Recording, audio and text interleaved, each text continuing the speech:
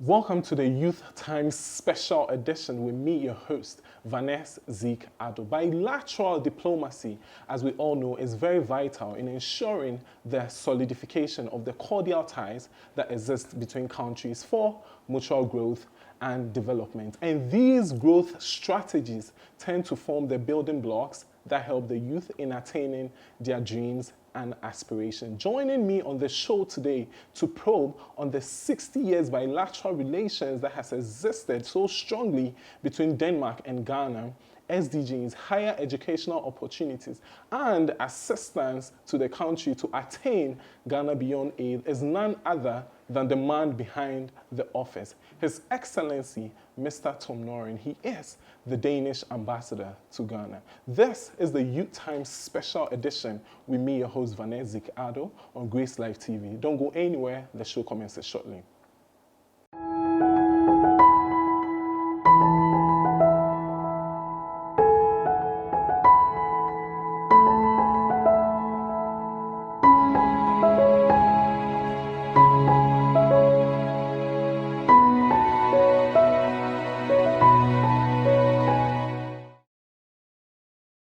So, welcome back to the Youth Times Special Edition with me on GracedLife TV.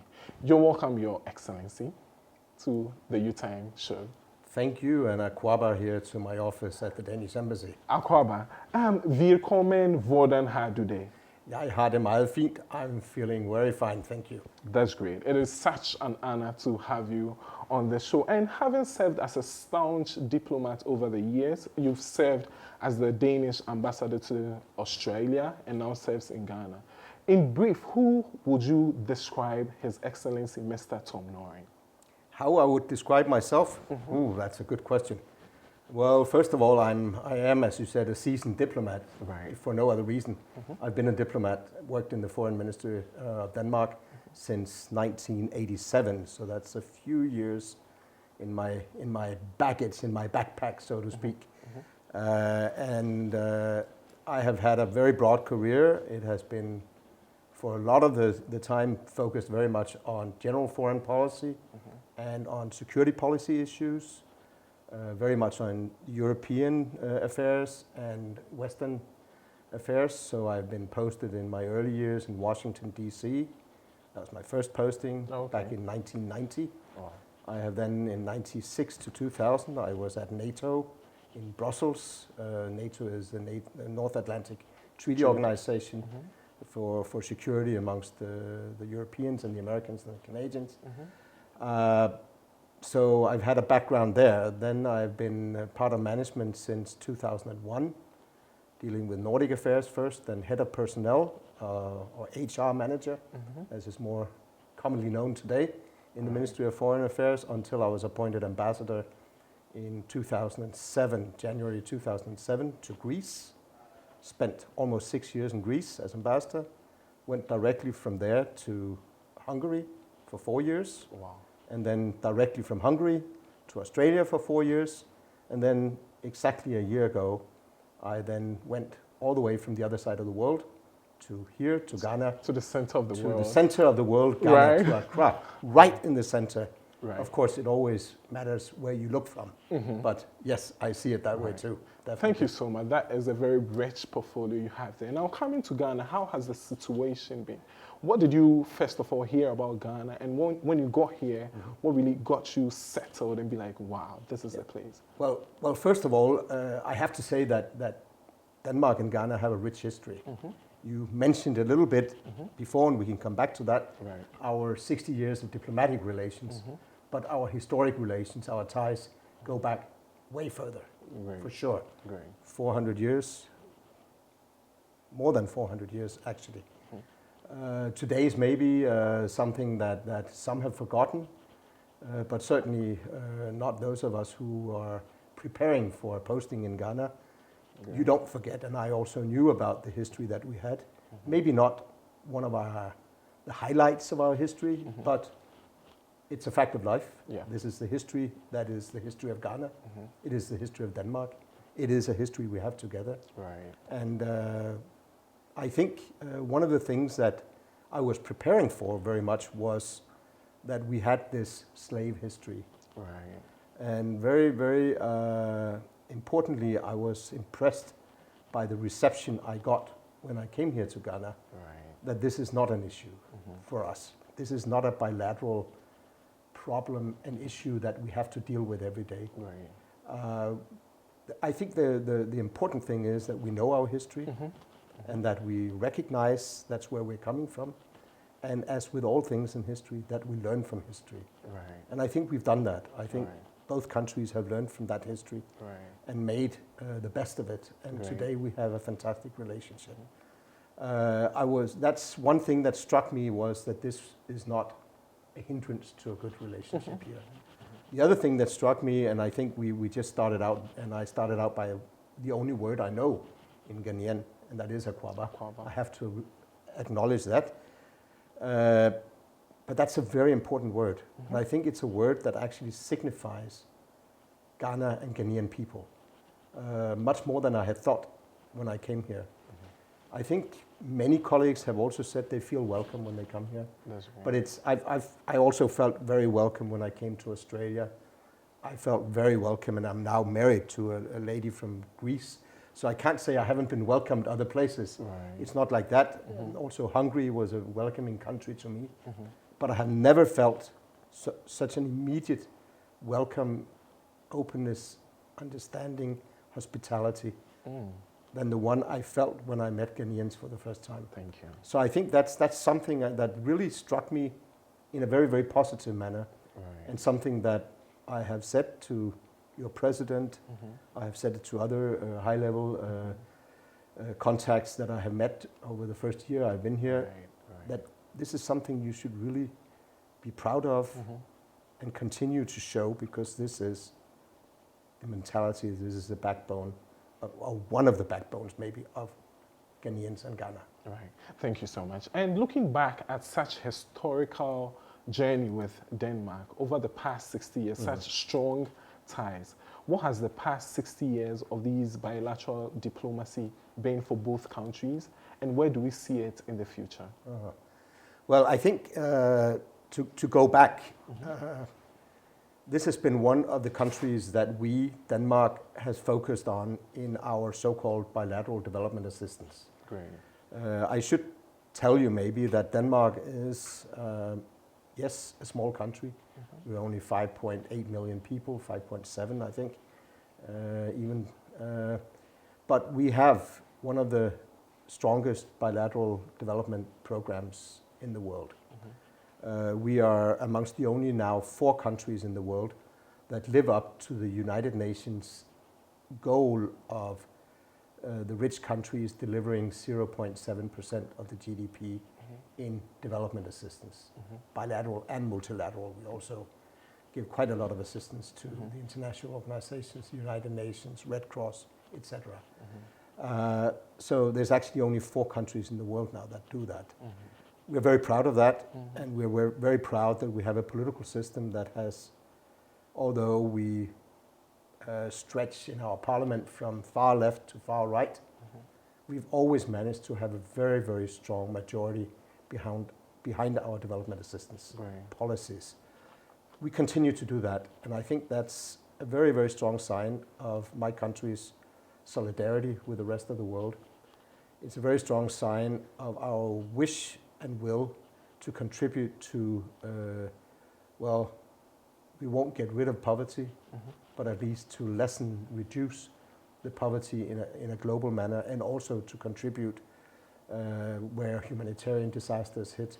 Great. So it's both the short and the long-term perspective we have in our policies.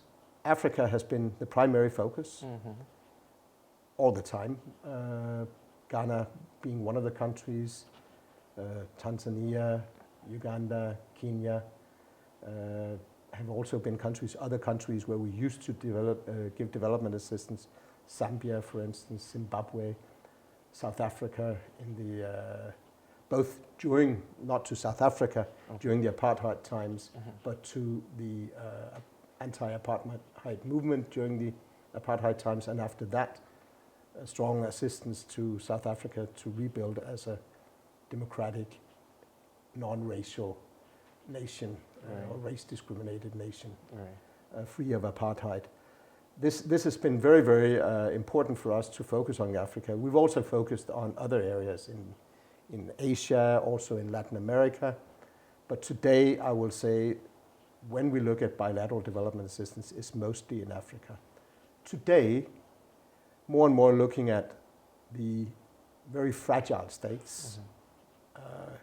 If I can mention some of your neighboring countries, Burkina Faso and Mali, both places we have very large embassies with very large development assistance programs. Okay. The idea being that we need to support those fragile states in order to ensure, as much as we can contribute to that, to ensure that they do not become failed states. Okay, so with your development assistance programs, and we all know that as it stands now, Ghana is now a lower middle income country. Yes. So with your development assistance and our policy, which is Ghana Beyond Aid, where do your countries stand in assisting us arrive at Ghana Beyond Aid?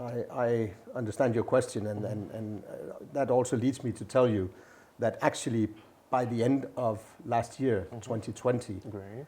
Denmark phased out its traditional development assistance program, through which we have contributed literally billions of cedis over the years, over the decades.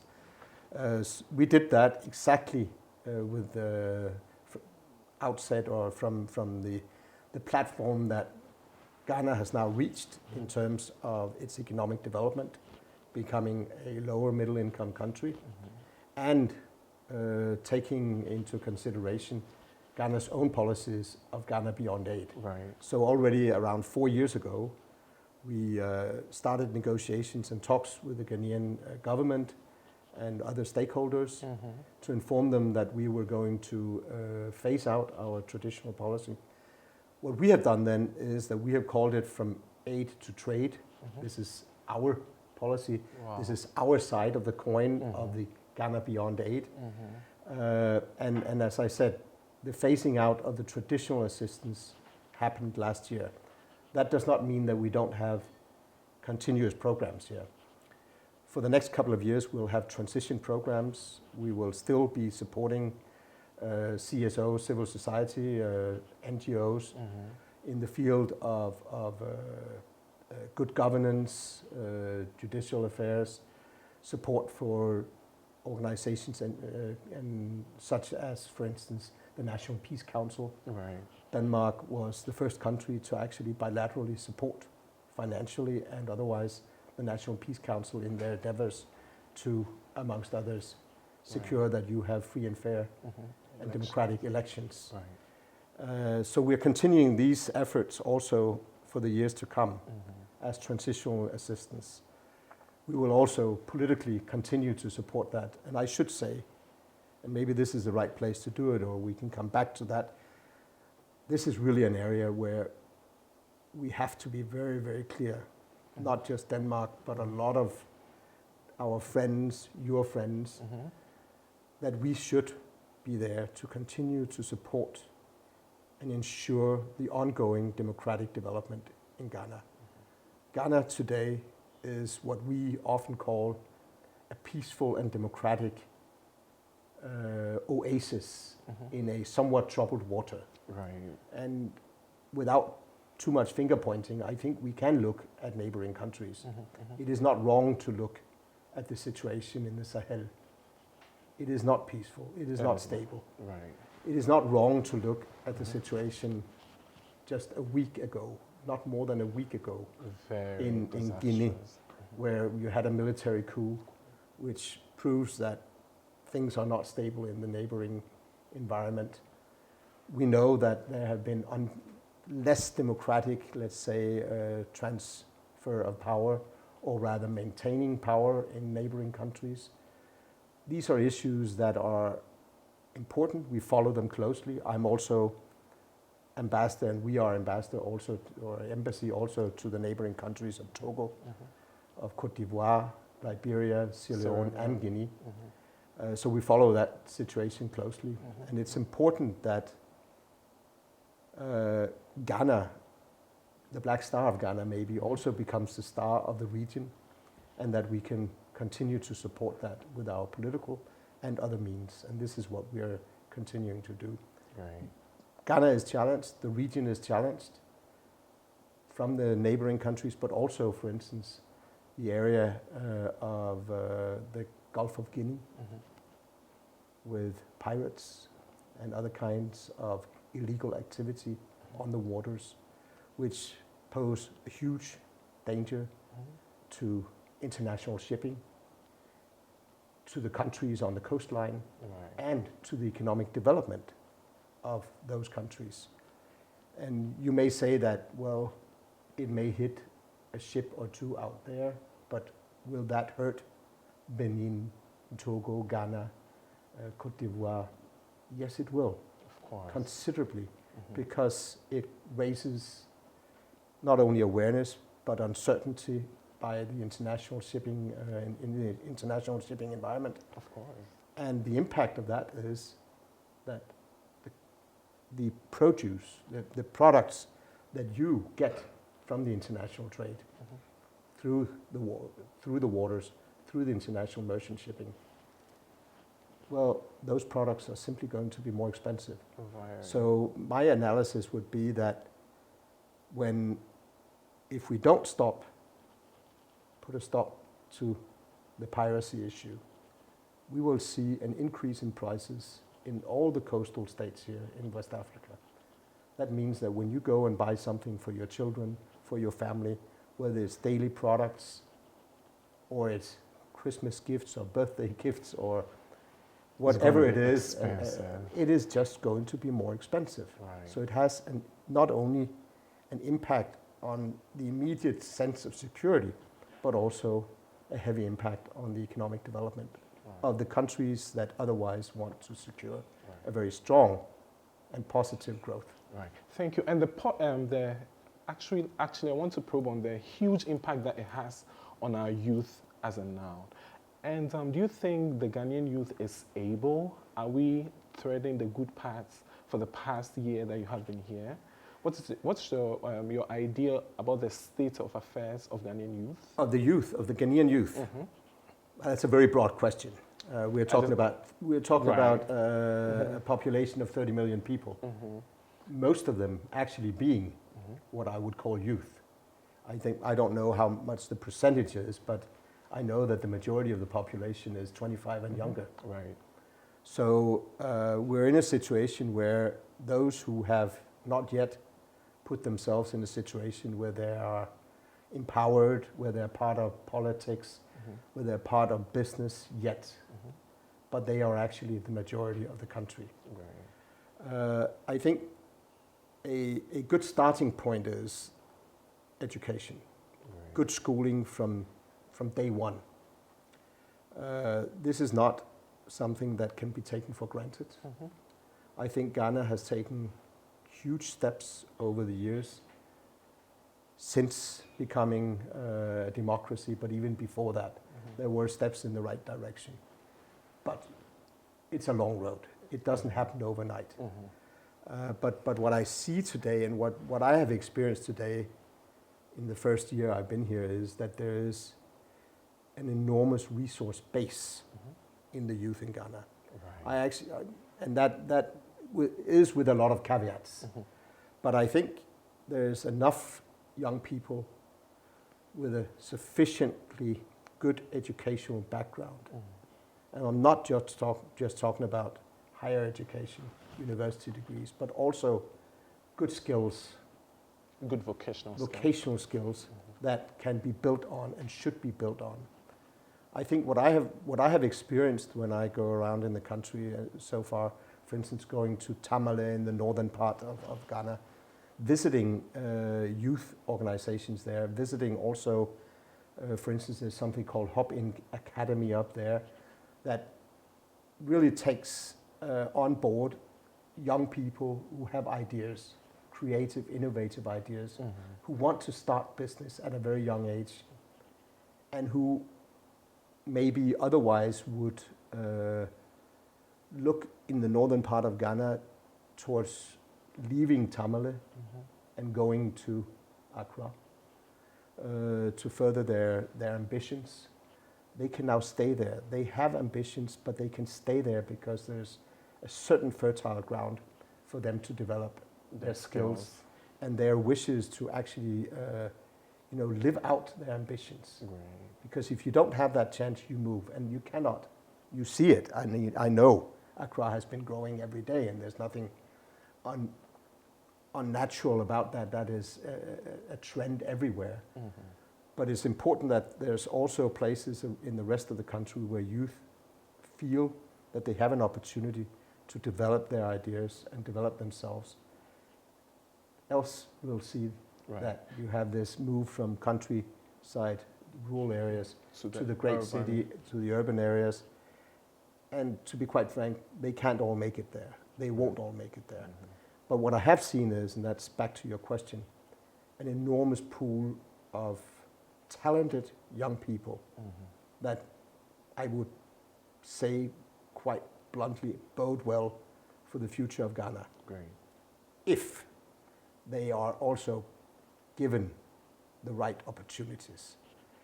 And this is where the government of Ghana has to be very clear that they're taking these young talents on board and giving them a path to the future, that they listen to them, listen to their ideas, listen to their thoughts, that you create an environment, for instance, where young startups, new startups, can actually flourish and grow. Right. If there's no platform for that, then this motivation goes away over time. Mm-hmm. And it is clear, it is everywhere in the world, that startups and young people with ideas will fail many times. Mm-hmm. That's going to happen here in Ghana. It happens for young people in Denmark. They come up with ideas, they try to grow them, but as we say with startups, maybe 80-90% will fail. Right. Not once, not twice, but 5-10 times. Yeah. That happens. But there still has to be an environment in which they can grow and that they feel they can thrive and continue to thrive, continue to go out there, meet other colleagues, other friends with similar ideas and grow them together also. Very important, I think, that you get this environment of sharing information and sharing ideas, and that the government and private sector together support these ideas. Thank you so much. That has been a very powerful message, and we are so grateful. So touching finally on the issue of COVID, as we all know, has really hit the whole world, stopped so many initiatives and all. How do you see the management by the Ghanaian authorities? Are we doing well? Are we on track? Well, I think, to be quite frank, yes, I think Ghana has done quite well. If you look at the numbers in themselves, the official numbers, there haven't been too many cases, active cases of COVID registered. There haven't been too many deaths registered. It's a fact of life also that you are not testing that many people. So in itself, if you tested more, I'm sure you would find more cases of active virus in the population. So the numbers may not be totally correct. What I have looked at as a positive in this is that the numbers of deaths have been limited. Right. You have less deaths in Ghana, a country of 30 million people, than we have in Denmark, a country of less than 6 million people. So in that sense, purely based on the number of deaths, you have fared well. I also think the government has taken some active and strong measures. They have the closing of the borders. A year ago, before I came here, the restrictions, the strong restrictions, were necessary at the time, I think. Seems to have done the trick, or partly done the trick. But there may be other things as well, things that I question. To be quite frank, we started the conversation some time ago by talking about the youth. You have a very young population as a whole. Sure. And we know that from experience over the last 1.5 years, that the coronavirus hits the hardest when you reach my age, 60 and above. So when you reach that age, it's more dangerous. It hits your vital organs, especially the respiratory system. Well, with a very, very young population, you also have a resilient, strong population. So in itself, this young population probably has helped manage in a natural way the corona. But I think it has certainly been also a tribute to what I'm saying is also a tribute to the government, taking the right steps at the right time. I also think the government took the right steps at the right time to ease the restrictions again, because as we know globally, the world cannot continue in isolation, country by country by country. Of course. People cannot live in isolation. Even inside the country's borders, working from home, hiding in your home, restricted access to communal functions, that is just not good. It doesn't work for any of us. And we are a global community, the world as such. I just talked about where I've spent my time as a diplomat. It's a big world out there, and we need to be able to travel, to communicate. This is part of our, I think, the global DNA today is that we travel. And we need to meet our friends, whether it's in Asia, in Africa, United States, Canada, Australia, or Europe, or Africa. We need to meet our friends and interact. This is how we create, hopefully, a better world for all of us. Of course, the measures, the steps that the government here has taken has also had an impact. And one of the things we've seen is that it actually, the economic measures or the lockdown has had an impact on the health situation especially in the poorest, most densely populated urban areas of Accra and Kumasi. And exactly for that reason, we decided, even though we have, as I said, ended our traditional economic development assistance to Ghana, we decided to give close to 50 million Danish kroner or cedis to a program that we are having UNICEF implement together with us, a program that secures better, safer, cleaner drinking water in the most hard-hit areas of the Accra mainly, but also Kumasi. This is something we said we need to support the efforts of the government to get out on the other side and take care of or deliver on some of the negative impacts, effects of the coronavirus. So we're right now rolling this out during this year together with UNICEF. It already now seems to have an impact. There's also other elements of that program. Some of it is not purely ensuring that we have clean drinking water, but also creating a dialogue with the communities. We want to make sure that where these programs are initiated, they are also substantially anchored in the local communities. So that what we start doesn't start and end after a year, but it starts to be kept going by the local community. To ensure posterity? Exactly. That's great. And then finally, we have also put in some extra programs. One thing that we have learned, and again, this is not a Ghanaian issue, this is a global issue, that during the coronavirus, with all the restrictions and the lockdowns, unfortunately, we've seen a considerable rise in domestic violence.